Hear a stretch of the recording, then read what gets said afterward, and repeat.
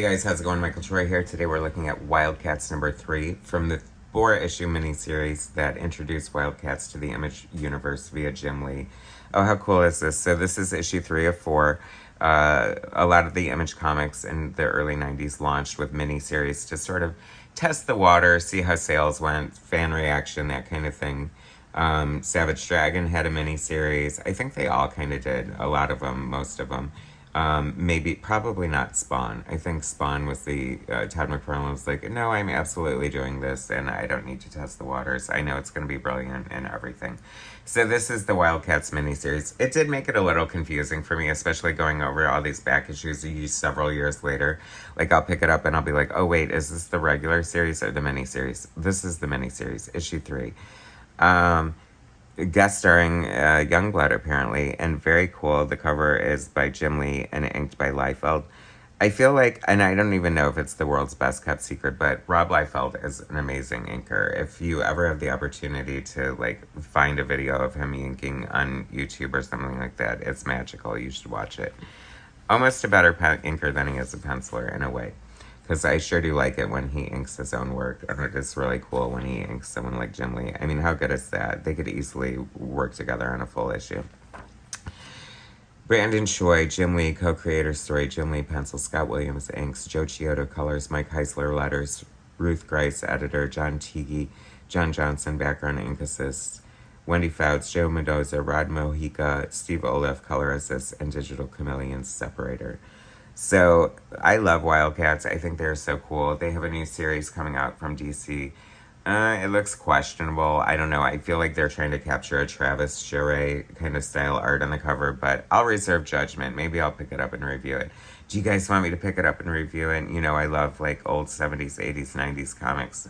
So I'm a little nervous, but I'm willing to do it for you guys if you want me to. Great character designs with the Wildcats. I think they are so commercial and viable. Maybe that's part of the problem. Maybe it's just more style over substance, but they look great. I can see, like, I don't think I ever saw the cartoon, but they definitely lend themselves well to a cartoon. And check out this gorgeous splash page of Maul. It's funny because, like, from Jimmy Lee, you want, like, multiple characters and great big action, like, epic scenes. But when he does something like this, like a striking, like, close-up shot, I just love it. I think that looks terrific. Maul is very cool. And then Fear Not, because then, actually, this is, I forgot, this gets super cool. But we have this awesome double-page spread of Wildcats versus Youngblood, and it is so cool. I love this bird's eye view. It is so amazing. And just when you think, like, look how cool seeing Jim Lee draw Chapel and Die Hard and Shaft. And I have to say, like, you know, it's easy to dismiss a lot of the early Image characters as sort of Marvel knockoffs. In a lot of ways they were, but a lot of them really, you know, stood the test of time and are still cool to this day. So I just love seeing them. I mean, come on, Voodoo. And then we get another double-page spread, same scene from a different angle, and whoever came up with that is so cool, and I love it. And way to, like, torture yourself, Jim Lee, by giving yourself back-to-back double-page spreads. But that is so cool. Check out that action. That looks so neat. I mean, is it, you know, I feel like Jim Lee sort of has a lot of people saying, like, oh, he doesn't draw the way he used to, or I don't like him. I never saw the big deal. But I think he's one of the most important superhero artists in comic books history. He definitely changed the game. He is one of those artists that people, you know, he just latched on to something he created, like a classic superhero look that people, you know, started copying and probably still copy to this day. You know, arguably it's an amalgamation of artists that, you know, he stood on the shoulders of, such as like Art Adams and Michael Golden and Neil Adams and things like that. But, you know, he definitely is a pioneer and definitely an important voice.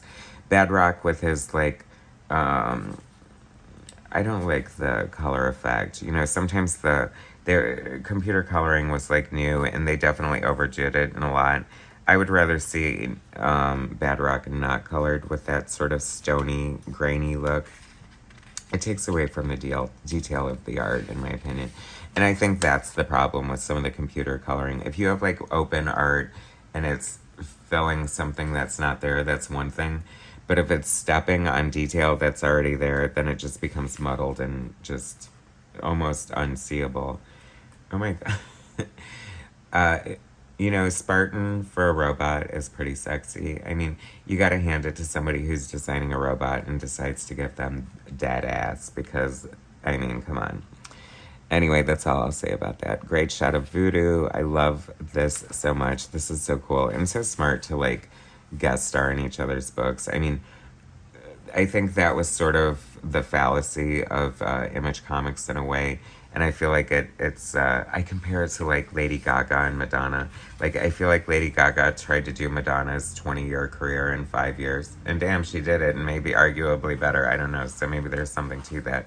But I feel like, you know, Image hit the ground with like, you know, crossovers and events and stuff like that. And I feel like it took Marvel and DC years of establishing characters and storylines before they got to that point. You know what I mean? So some of these things seem a little hollow in comparison.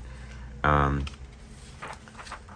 you know, style over substance. I mean, Image is one of them, arguably, I mean, historically, Image is just like so interesting for so many reasons. And if you know the history of Image, you know what I'm talking about. I won't get into it too much here. But, yes, I definitely love. There's just such a thrill sometimes. It's funny because a lot of times I'm of the argument that I really only like seeing characters drawn by the person who created them. But in this case, I'm loving Jim Lee's Youngblood, and it is so cool.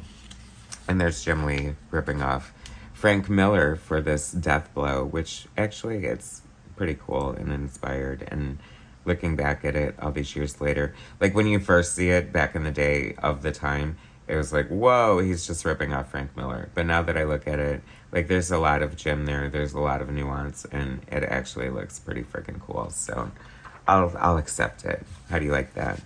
Is this an indication of Kirby Crackle? I think it is. As I often say, any artist worth their salt is definitely using Kirby Crackle, so it is definitely fun to see that. Love Wildstar by Ordway and Gordon. Would love to see that come back. Bring this all back, guys. I want to see it. We're so full of redos and remakes and everything. It's time. Bring Wildstar back. I know Al Gordon would like to.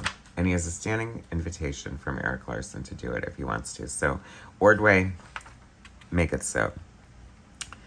Very cool, very cool. So much detail. So, I mean, the brilliance of Jim Lee. This is just beautiful. Great ending page. So good. Love it. The final four. Some of the design elements were a little cheap and dodgy. I think they could have had better just packaging in the beginning. Anyway, that's my only criticism. All right, how do you like that? Gotta have something. Thanks for watching, guys. Subscribe to my channel if you haven't already. Hit that like button, and I'll bring you more soon.